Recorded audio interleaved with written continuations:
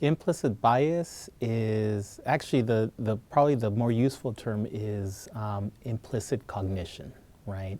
And it's an umbrella term for a variety of attitudes, beliefs, knowledge, stereotypes that we all carry to a certain degree. Implicit cognition is not a quirk. It's actually a key component of the brain's architecture, right? It's part of how our mind reasons, collects, stores data about the world. And so what it implies for politics is that a lot of what we consider thinking is very split second, is very affective. It involves a lot of emotion, and it tends to be non-verbalized, which is another way of saying that by the time we get to that calm, cool, cerebral thinking, a lot of the real thinking has already occurred in many ways, right? And so what we observe on the back end has been colored quite deeply by things that people never outright express or articulate, either because they don't want to or they can't. A lot of the latest research suggests that the way we pick up these implicit evaluations, right? So whether they're attitudes or beliefs or stereotypes, comes from patterns in the world that our mind is sort of making sense of without our permission. And so, you know, some of this, the way it happens in politics, if you look at the issue of immigration, I've done work showing that, you know, many people, not everyone, but many people in the mass public have an implicit attitude toward Latinos relative to whites, right? And it tends to be negatively charged. Where would people pick that up? Well, if they pick up on patterns that they see in the media, right, where one group is constantly paired with negative information. Irrespective of whether the information is valid or not, a person's mind is making sense of that pattern. And so it's stored there in memory. And so when you actually broach the issue of immigration, it's one of the first things that flares up, right? And it affects people's quote unquote thinking on the larger issue. And so this is why you get some people that have a strong implicit bias against Latinos, others weaker, others somewhere in between, but it's those individual differences that end up mattering for politics, right? The more negative your implicit attitude toward that group, the more, say, opposed you are to not only immigration reform in the realm of undocumented immigration, but also in terms of legal immigration. So that's how it matters. Something like this matters for politics. And it is subtle, right? When we talk about implicit attitudes, you know, these are the kinds of things that get, for example, police officers in trouble in very sticky situations, right? One of the first things that sort of jumps out of their heads when they encounter, say, a black suspect might be a negative an association between African Americans and weapons. That's been clearly documented. And so the way this works is it's the first thing that tumbles out.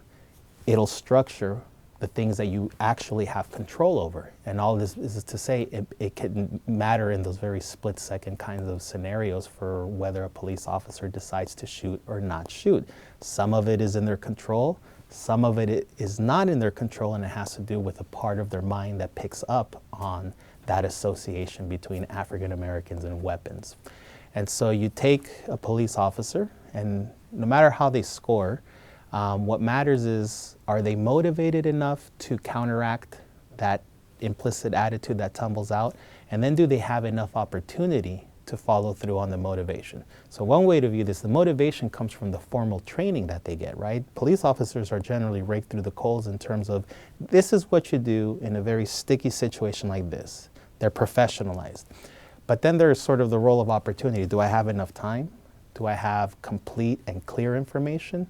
And when the answer tends to be no to those kinds of things, even with all the motivation in the world, that implicit bias is going to get the best of you, right? Because you didn't have enough time, right, for example, to act on that motivation to try to do better. Where this stuff becomes interesting is among individuals who genuinely profess not having a negative bone in their body to pick with a member of a minority group. But they end up scoring with an implicit bias on a measure, right?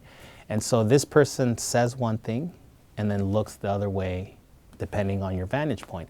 those two types of attitudes, the ones that they self-report and the ones that they don't verbalize, are actually real, and they're part of the same person, and so it complicates the conversation a bit. Studies show that people in polls who claim to be undecided actually do have an implicit preference for a candidate as long as 4 weeks out before an election, and that implicit preference ends up predicting who they vote for subsequently, right? So it's not that people are lying, it's that their mind is more complex than they'd care to know, right? And so one way to view this is a lot of what we know about ourselves politically, racially, religiously, has to do with what's available to our introspection, right? It's what we're aware about.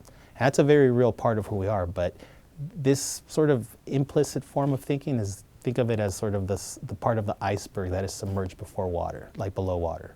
So in politics, that means when you have elites on TV, say discussing politics, and they're egging you on to assert your opinion at all costs, right? That it's about being right rather than getting it right. Well, that's going to have consequences for whether you slow down those processes that kick in initially. You'll just go with your gut, right? Because it sounds right, it sounds true. But if you can imagine a world where, say, on news channels, you had political elites saying, well, you know, let's talk about the merits of the issue. Let's slow this debate down. Let's look at the content of the information rather than like what we feel about it. There you're incentivizing people to rely less and less on those visceral reactions and to think harder about the information that they're encountering. In many circumstances, that's actually enough to, if not soften the impact of implicit attitudes, making them dissipate completely.